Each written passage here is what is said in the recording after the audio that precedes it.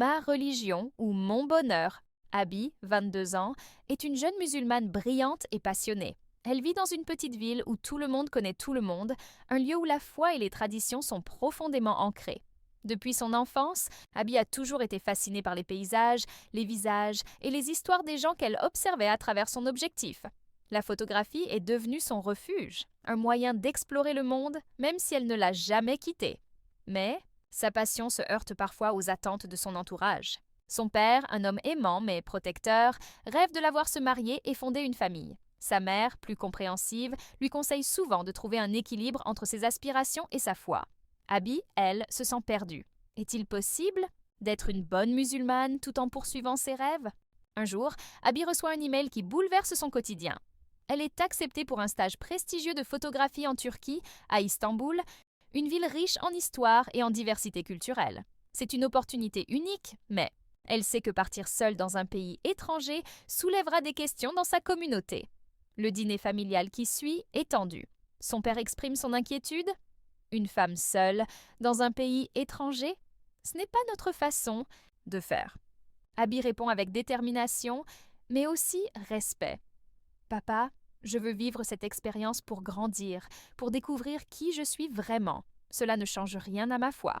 Après plusieurs discussions et la bénédiction discrète de sa mère, Abby fait ses valises. Dès son arrivée, Abby est émerveillée par Istanbul. Les appels à la prière résonnent dans les ruelles, mêlés au brouhaha des marchés et au cliquetis des tramways. Chaque rue est une toile vivante. Elle rencontre d'autres stagiaires venus du monde entier. Carlos, un photographe espagnol passionné de justice sociale, et Aïcha, une photographe ougandaise qui trouve dans son art une manière d'exprimer sa spiritualité. Ces rencontres élargissent l'horizon d'Abby et lui font voir que la foi peut se vivre de 1000 façons. Un jour, lors d'une excursion pour photographier le Bosphore au lever du soleil, Abby croise Leila, une jeune femme, musulmane originaire d'Algérie. Leila, exubérante et confiante, vit seule à Istanbul depuis 3 ans. Leila, la foi, c'est comme une boussole, pas une chaîne. Elle te guide, mais elle ne t'enferme pas. Cette phrase résonne profondément en Abby.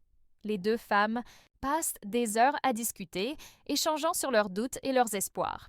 Leila encourage Abby à voir sa foi comme une source de force, pas une barrière à son bonheur. Mais le voyage d'Abby n'est pas sans défi. Lors d'une visite, dans un quartier conservateur, elle est critiquée pour son appareil photo et son style vestimentaire, jugé trop moderne. Abby se sent jugée et inadéquate, comme si elle ne correspondait à aucune case, ni totalement libre, ni totalement conforme. Cette nuit-là, elle écrit dans son journal « Pourquoi est-ce si difficile d'être moi-même, ma foi et mes rêves ?» Doivent-ils toujours être en conflit? De retour dans sa ville natale, Abby n'est plus la même. Elle a appris à s'aimer telle qu'elle est, une femme musulmane passionnée, en quête de sens.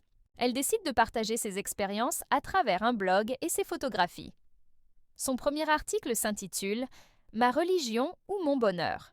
Pourquoi pas les deux? Elle y écrit « Pendant longtemps, j'ai cru que je devais choisir entre être fidèle à ma foi et poursuivre mes rêves. Mais ce voyage m'a montré que ces deux éléments peuvent coexister et même se renforcer. Et vous, avez-vous déjà ressenti ce conflit entre vos valeurs et vos aspirations? Pensez-vous qu'il est possible de trouver un équilibre? J'aimerais connaître vos histoires et vos points de vue.